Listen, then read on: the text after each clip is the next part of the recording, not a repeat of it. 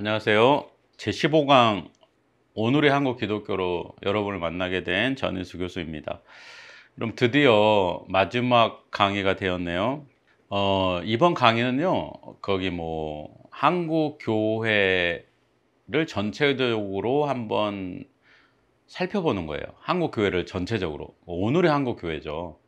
한국 교회의 어떤 과제죠, 과제. 그러니까 뭐 좋은 점이라기보다는 한국 교회가 안고 있는 어떤 과제를 어떻게 우리가 해결해 가야 될 건가, 우리 한국 교회 미래를 어떻게 써가야 하는가에 대해서 한번 살펴보기 위해서 오늘의 한국 기독교를 한번 살펴볼 필요가 있다. 이제 그런 강의입니다. 여러분, 미국 상원의 채플 목사였던 리처드 헬버슨 목사가 이렇게 말했다고 해요. 교회는 그리스로 이동해 철학이 되었고 로마로 옮겨가서는 제도가 되었다. 그 다음에 유럽으로 가서 문화가 되었다. 마침내 미국으로 왔을 때 교회는 기업이 되었다. 이런 얘기를 했다고 그래요. 근데 여러분, 한국 영화 감독 중에 김재환 감독이 계신데, 이분이 대형 교회의 세습 문제를 다룬 코바디스라는 영화에서 교회는 한국으로 와서는 대기업이 되었다, 이렇게 표현을 했다고 합니다. 저는 이거를 이제 2017년 JTBC 뉴스에서 들었던 거를 여러분에게 말씀드리는 건데, 좀 시간이 많이 지났죠. 근데 그 한국 교회의 어떤 그 문제점을 잘 보여주는 그런 뉴스 멘트였던 것 같아요. 그래서 제 인상에 남아서 이번 강의에 여러분에게 좀 알려주었습니다. 한국 교회가 계속 발전하면은 어떤 질적인 문제를 고민할 수가 있거든요. 그런데 지금은 양적으로도 쇠퇴를 하고 있기 때문에 한국 교회에 좀 고민이 많습니다. 여러분, 지금 한국 교회는요, 정체되고 있어요. 그리고 쇠퇴하고 있죠. 정체라는 거는 멈춰 있다는 거죠. 교통이 정체되었다는 말 여러분 많이 들어보셨죠? 속도가 나질 않는다는 거죠. 그런 시기가 있었는데 이제 지금은 쇠퇴, 오히려 기독교인 수가 줄어들고 있습니다. 물론 이거는요, 한국 개신교회만의 문제는 아니에요. 여러분, 한국 천주교, 한국 불교, 다른 종교도 뭐 세속화, 그리고 무종교인의 증가 때문에 종교 인구가 한국 사회에서 갈수록 줄어들고 있어요.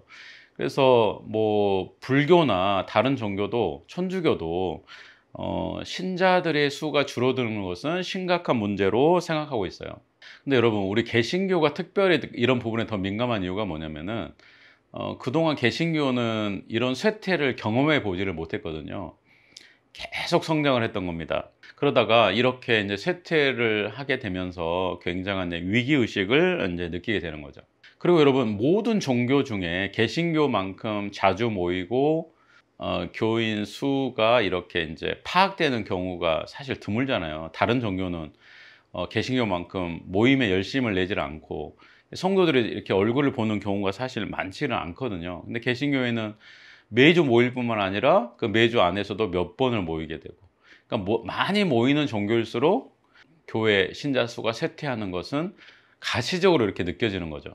한국 교회는 여러분 80년대까지 줄기차게 수적으로 양적으로 성장을 해요. 그런데 여러분, 90년대 중반, 1990년대 중반부터 교회의 성장이 정체가 됩니다. 정체라는 거는 이제 머물러 있다는 거죠. 그리고는 2000년대 들어와서 오히려 신자 수가 줄어들게 됩니다. 그리고 이런 신자 수를 확 줄어들게 한 요인 중에 하나가 제가 아까 얘기했던 뭐 세속화라든가 뭐 무종교인의 증가라든가. 근데 코로나가 또 이제 결정적 영향을 미쳤죠. 여러분, 코로나는 그동안 교회를 나올까 나오지 말까 이렇게 고민했던 사람들을 순식간에 이제 마음을 정하게 해준, 그래서 코로나가 끝났음에도 불구하고 이제 그런 사람들은 나오지 않게 된 거예요. 그래서 개신교인의 숫자가 코로나 이후에 급격히 좀 더 줄어드는 그런 상황이 있습니다. 굉장히 좀 위험스럽게 보는 것은 젊은 층의 기독교 신자가 정말 이제 많이 없다는 거죠. 인구도 줄어드는 것도 문제지만은 더 큰 문제는 뭐냐면은 그 인구의 줄어든 것보다 훨씬 더 기독교 신자의 젊은 층, 청소년층, 그리고 초등학생들이 없다는 거예요. 그래서 이건 여러분 10년, 20년 후를 바라봤을 때 한국 교회의 미래가 결코 밝지 않다. 이거를 또 보여주는 지표이기도 합니다. 그러면 여러분 이 한국 교회 정체 문제를 어떻게 우리가 바꿔야 될까요? 전도를 열심히 한다. 이런 한국 교회의 어떤 문제점을 해외 선교로 돌파한다. 아니면 교회 분위기를 쇄신시킨다. 뭐 여러 요인들이 있을 거예요. 어쨌든 우리가 이런 거에 대해서 거기에 딱 맞는 약을 바로 내놓기는 어려울 것 같습니다. 그런데 한국 교회의 문제를 개선하는 거는요, 손쉽게 되는 게 아니고 또 많은 시간을 필요로 할 것 같아요. 어쨌든 여러분 오랜 시간이 걸리더라도 최선을 다해서 한국 교회 체질을 한번 개선해 볼 필요가 있는 것 같습니다. 한국 사회 문제에 대해서 좀 민감하고 한국 사회가 많이 변했지 않습니까? 종교의 본질, 기독교의 정체성을 변화시키라는 말이 아니라 오늘날 한국 교회의 어떤 신자들의 어떤 뭐랄까요?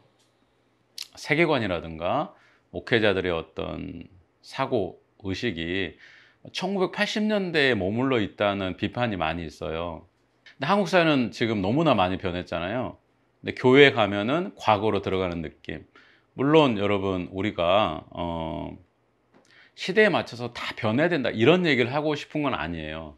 그런 얘기라기보다는 성서적 가르침 그리고 복음의 어떤 메시지를 조금 더 21세기에 맞춰서 전할 필요가 있다는 거죠.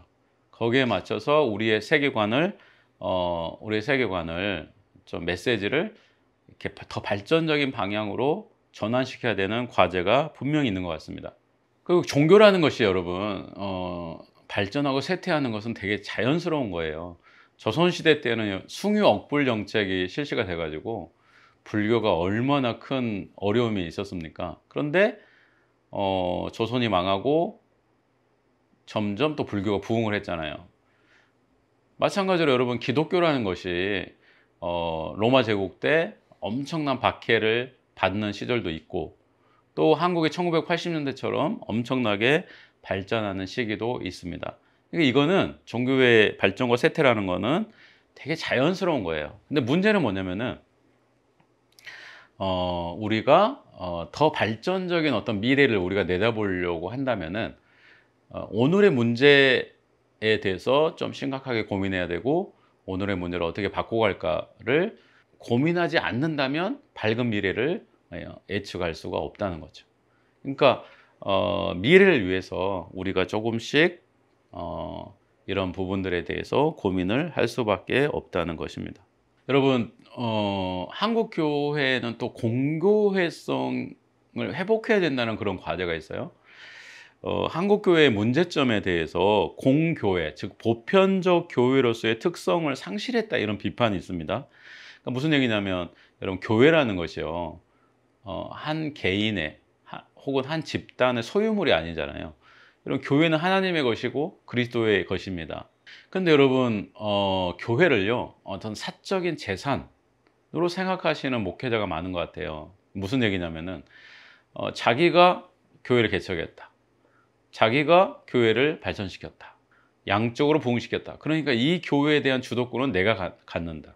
근데 거기에 있어서는 여러분 기독교 신앙의 어떤 본질적인 측면뿐만 아니라 한국 교회가 기독교 복음에 어긋나는 그런 공교회성의 상실도 있지만은 한국 사회에서 교회가 어떤 이기적인 집단, 자기만의 어떤 권리를 위해서 싸우는 집단, 혹은 교회를 사유화하는 것, 교회를 마치 개인 재산처럼. 근데 이거는 여러분 왜 이런 문제가 생기냐면요. 교회가 하나님의 것이고 그리스도인 것인과 동시에 공적인 기관이라는 것, 그러니까 사회와 어떤 공적인 관계를 갖고 있다는 것을 책임의식을 좀 잊어버리는 일이 아닌가 그런 생각이 들어요. 한국 교회가 한국 사회에 대한 공적 책임을 소홀히 해왔다는 그런 비판이 있는데 교회 공공성 회복이라는 차원에서 좀 고민을 많이 해야 될 것 같습니다. 뭐 요즘 많이 발생하고 있는 한국 교회가 많이 비판받고 있는 그런 세습 문제가 있잖아요. 이런 세습 문제가 사실은 이 교회가 공공성을 잃어버린 가장 가시적인 그런 현상이거든요.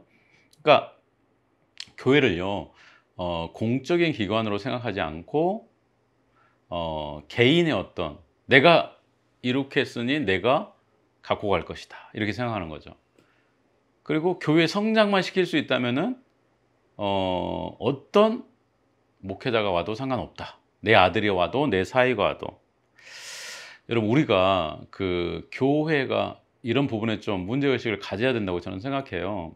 예를 들면요, 어떤 공공기관의 장을 뽑을 때 아니면 회사원 한 명을 뽑을 때도 굉장히 공적인 절차를 걸쳐서 뽑잖아요. 그리고 그런 경쟁에서 어떤 사람, 특정 계층이라든가 사람들이 소외되지 않아야 되잖아요. 일반 사회에 사람 하나 뽑는 것도 이렇게 되게 공적인 과정을 밟거든요. 근데 교회라는 것이 담임 목회자를 뽑는 데 있어서 그렇게 공적인 과정을 거치지 않고 사적인 관계로 사람을 뽑아버리는 것.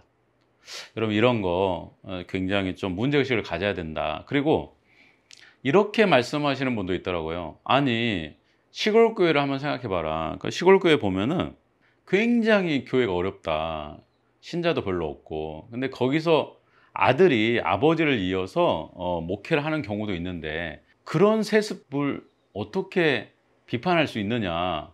마찬가지로 대형 교회 세습도 그렇게 볼 수 있다. 이렇게 얘기하시는 분도 있더라고요. 그런데 여러분 교회 세습 있잖아요. 고난과 헌신의 세습이냐 아니면 영광과 권력의 세습이냐, 부와 권력, 영광의 세습이냐, 아니면 헌신과 십자가와 희생의 헌신이냐, 이런 걸 여러분 명확히 구분해야 되겠죠.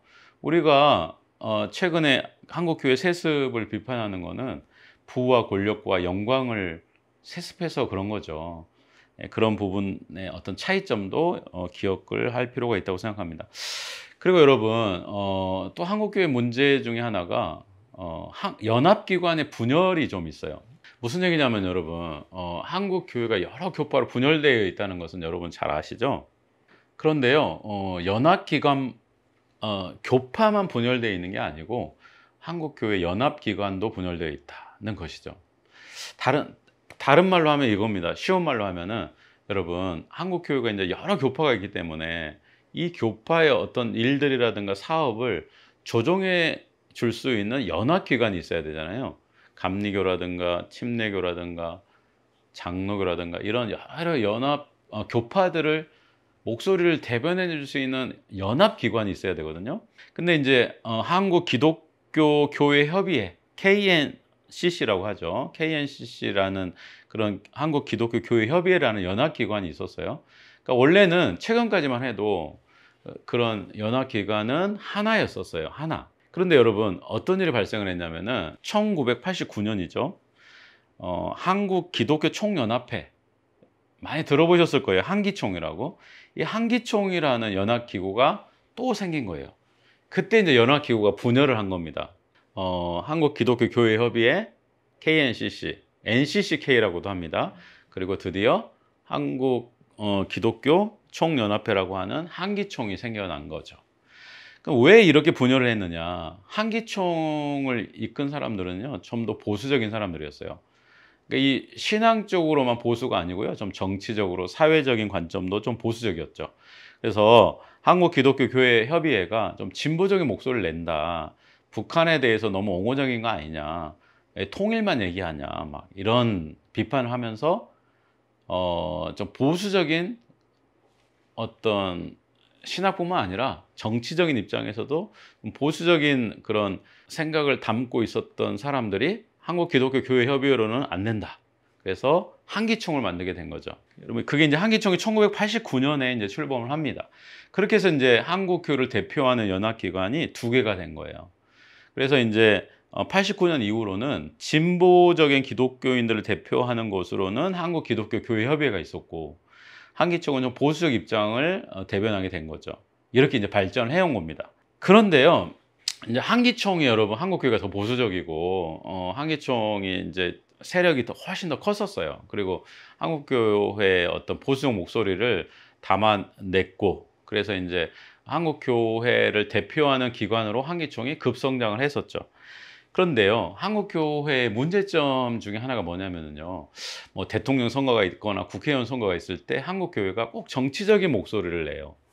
무슨 얘기냐? 더 쉽게 얘기하면은 한국교회, 특히 이제 보수적인 분들이죠. 보수적인 분들의 목소리를 내고 싶어 하는 거예요. 그런 후보가 당선되길 원하는 거죠. 그런데 문제는 한기총이 그런 대통령 선거에 자기 목소리를 계속 내기 시작한 겁니다. 기독교 연합기관이 너무 정치화돼 버렸다. 이런 이제 비판을 받게 된 거죠. 뭐 이런 문제뿐만 아니라 뭐 자금 유용 문제라든가 아니면은 뭐 이단 해제할 거냐 말 거냐 뭐 그런 문제 막 이렇게 복합적으로 얽혀 가지고 2010년대 여러분 초반에 가면은 이렇게 잘 나가던 한기총이 급격히 내홍에 휩싸이게 돼요. 그리고 한국 교계뿐만 아니라 한국 사회의 비판에 직면하게 되고 한기총을 해체하자는 소리까지 이제 듣게 됩니다. 그러면서 2012년에 어떤 현상이 발생을 하냐면은 한기총에서 이탈한 교단들이 한국교회연합이라는 것을 설립을 해요. 2012년에. 여러분 교회 연합기관이 또 3개가 된 거예요. 2012년에 한국교회연합이라는 거. 그러니까 여러분 한국기독교교회협의회, 그리고 한기총, 그리고 한국교회연합. 그러면서 여러분 계속 연합기관이 분열을 하기 시작한 거죠. 그 뒤로도 여러분 몇 개의 연합기관이 나왔던 걸로 알고 있는데 그 이상은 말씀드리지 않겠습니다. 어쨌든 제가 여러분에게 좀 말씀드리고 싶은 것은 뭐냐면은 연합기관이 계속 분열하는 그런 어려움이 있었다.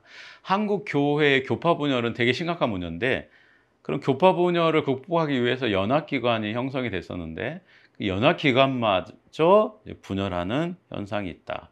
지금 그래서 솔직히 얘기해서요, 한국 교회를 대표할 만한 연합기관이 있는지조차 지금 알 수가 없는 그런 상황에 여러분 직면해 있습니다.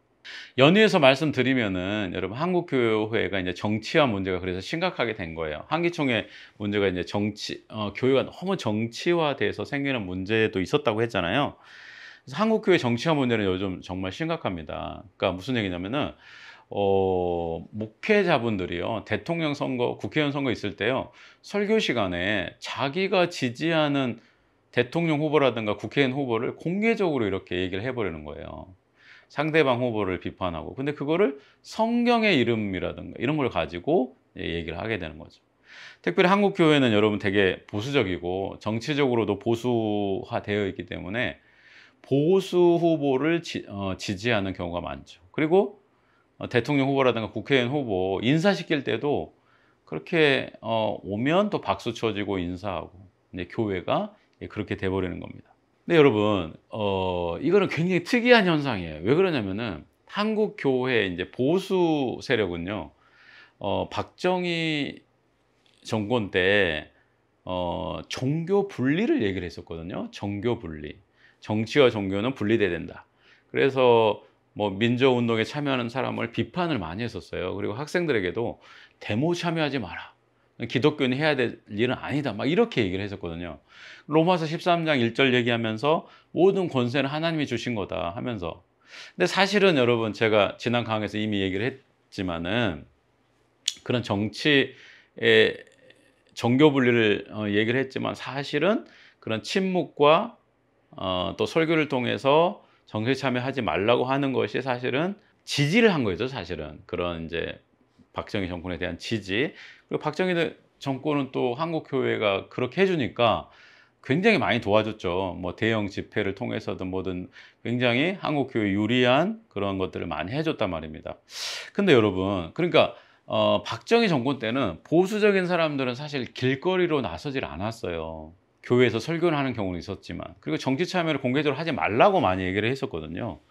그런데 여러분, 어떤 일이 한국 교회에 일어났느냐? 이것도 굉장히 큰 전환점인데요. 김대중 노무현 정부 1998년부터 2007년까지 있었는데, 이때 이제 그 거리로 나가지 않았던 보수적인 기독교인들이 드디어 거리로 나가게 된 거예요. 이게 정말 놀라운 사건이라는 거죠. 왜냐하면 그 전에 이 보수적인 기독교인들은 정교 분리하면서 또 이 모든 권세는 하나님이 주신 거라고 강력하게 얘기를 했던 거죠. 그런데 드디어 자기들이 원하지 않는 정치 세력이 정권을 잡은 거예요. 그래서 나가게 된 겁니다. 네, 여러분 그걸 꼭 기억을 하세요. 근데 문제는 뭐냐면은 한국 교회가 너무 정치화 되어 버렸고, 보수적인 세력을 대변하는 그런 공동체가 되어 버렸다는 거죠. 그런 부분이 우리가 이제 이 정치 문제에 있어서도 상당히 고민을 해야 되고, 정치적 사회적인 어떤 진보냐 보수냐를 무조건 따라가는 것이 아니라 성서적인 어떤 대안들을 좀 마련해 가야 되는 그런 숙제를 안고 있습니다. 한국 교회는 여전히 또 안고 있는 문제가 뭐냐면 여성에 대한 부분이에요. 한국 사회는 여전히 가부장적이고 유교 사회가 이렇게 튼튼히 자리를 잡고 있죠. 그리고 요즘은 좀 여러분 분위기가 이런 게 있더라고요. 페미니즘에 대한 어떤 MZ 세대에 반발하는 그런 이제 현상도 많이 있더라고요. 왜 그러냐면은 지금은 우리가 오히려 뭐랄까요? 우리가 오히려 더 여성보다 불리한 위치에 처해 있다. 무슨 뭐 여러 현상들 속에서 오히려 남성이 더 불리한 경우가 많다. 뭐 역차별을 받고 있다. 막 이런 얘기들이 많이 있더라고요. 근데 그런 부분에 어느 정도 공감할 부분은 있지만은 교회는 아닌 것 같아요, 여러분. 교회는 여성들의 사각지대로 여전히 남아 있습니다. 그러니까 무슨 얘기냐면 한국 교회가 사실은 처음에는 기독교가 처음 들어왔을 때는요, 한국 교회는 여성들을 해방시키는 메시지를 전했어요. 그래서 공부를 못했던 여성들을 공부를 시키고, 사회에서 소외시켰던 사람들 중심으로 이렇게, 그리고 활동을 하지 못했던 주변부에 있었던 사람들을 공개적으로 목소리를 낼 수 있는 그런 역할을 교회가 했었거든요. 근데 문제는 교회는요, 어느 정도의 한계선이 있었어요. 그 한계선을 넘어가지를 못하게 한 거죠. 결국 기독교가 선교할 초기에는 한국 여성들의 상황이 너무나 열악했기 때문에 한국 교회는 여성들에게 해방의 메시지를 전해줄 수가 있었는데, 100년, 150년 이렇게 기독교 역사가 쓰여지면서 한국 사회가 급격히 변하게 된 거예요. 그런데 교회는 여전히 그 똑같은 자리에 머무르게 된 거죠. 그러면서 이제 여성의 문제에 있어서는요, 한국 교회는 여성들에게 전혀 해방의 목소리를 내는 공동체는 아닙니다. 오히려 여성들이 굉장히 힘들어하는 메시지를 주는 곳이 오히려 교회라고 할 수가 있죠. 여기에는 이제 신학적인 이유가 있어요. 뭐 성세 해석의 이유, 뭐 신학적인 이유가 있습니다. 그래서 여자는 교회에서 잠잠하라든가 막 이런 것들을 불변의 진리로 계속 갖고 가는 그런 교회가 있고 교파가 있고, 아니다, 이거는 역사적인 거고 시대적인 거고 상황적인 거다, 이렇게 해서 여성들에 대해서 조금 문을 열어주려고 하는 그런 교파도 있습니다.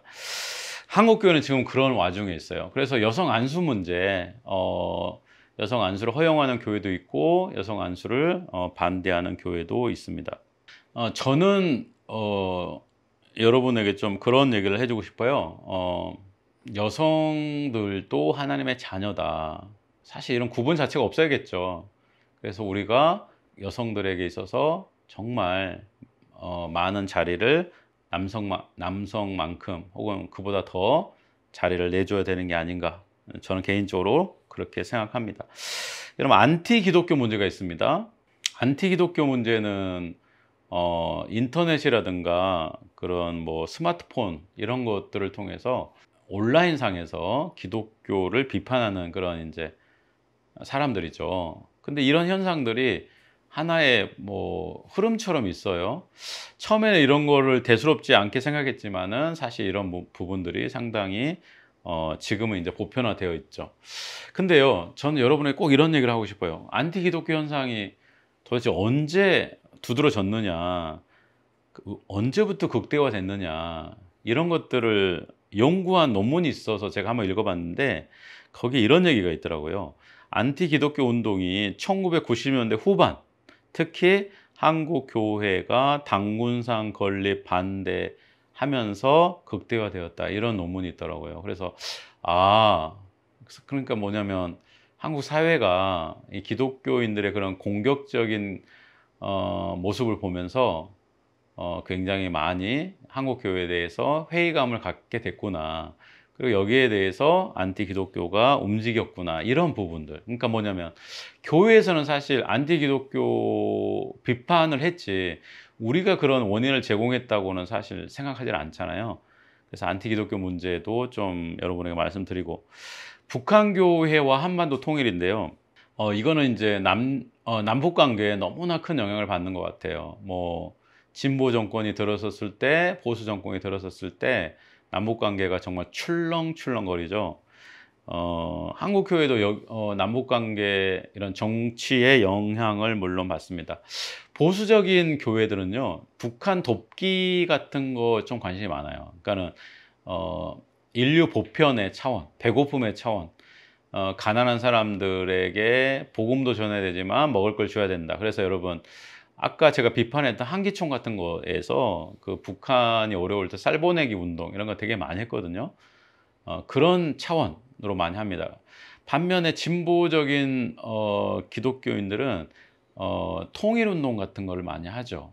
결의 차이가 있습니다. 근데 어쨌든 여러분 이 두 개가 여전히 잘 조화를 이루면서 가야 될 것 같아요. 물론 이제 북한을 바라보는 시각차가 있어요.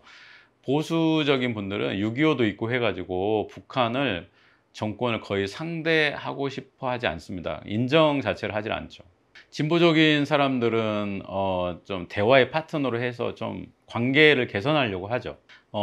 그렇지만 여러분 어떤 차원이든지 우리가 북한과의 소통을 놓치지는 말아야 된다.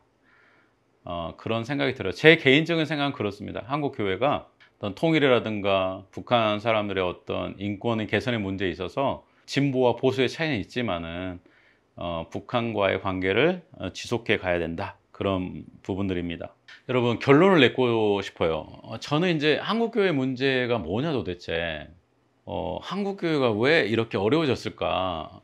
그거는 여러 현상이 있죠. 세속화 문제라든가 무종교인의 증가라든가 여러 가지 있지만은 우리 내부의 문제를 본다면은 이런 얘기를 하시는 분들이 있더라고요. 한국 교회가 어려워진 거는 자유주의 신학 때문이다. 그런데 저는 이거 정말 동의하기가 어려운 게 한국 교회는 여러분 보수적인 교회예요.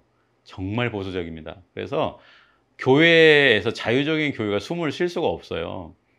여러분 이런 설교 들어봤어요? 어디서? 뭐 예수님의 기적을 부인하거나 뭐 성령의 계시성을 부인하거나 이런 거 설교를 들어보지를 못했을 것 같은데 어디 뭐 이렇게 강연이나 책에서 읽은 적은 있을지 몰라도 그만큼 한국 교회는 되게 보수적이고 그러면 여러분 한국 교회가 어려워졌다. 그럼 한국 사회가 왜 한국 교회를 그렇게 비판으로 보는가? 그 요소들을 한번 추려 보세요.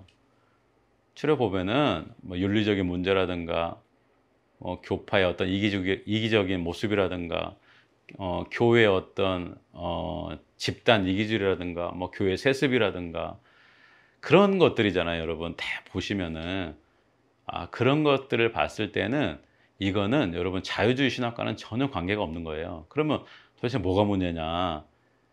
복음주의 우리 한국 교회의 문제인 거죠, 결국은. 그래서 저는 대안으로 이런 걸 꼭 말씀드리고 싶어요. 한국 교회를 망친 것이 자유주의 신학이라는 그런 허상을 쫓아가서는 안 된다. 우리 자신을 바라봐야 된다. 복음주의가 복음주의 본질을 회복할 때다.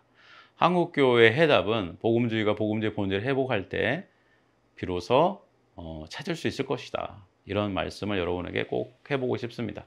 여러분이나 저나 이 강의를 들으시는 모든 분들은 한국 교회가 질적으로 더 성숙하길 원하실 거예요. 어쨌든 여러분 우리가 받은 이 믿음의 바통을 여기서 끝내버리는 것이 아니라 우리 후속 세대, 다음 세대에게 꼭 전할 수 있도록 최선의 경주를 하고 바통을 꼭 전해 주었으면 좋겠습니다. 그런 일들에 함께 협력해 갔으면 좋겠습니다. 네, 감사합니다.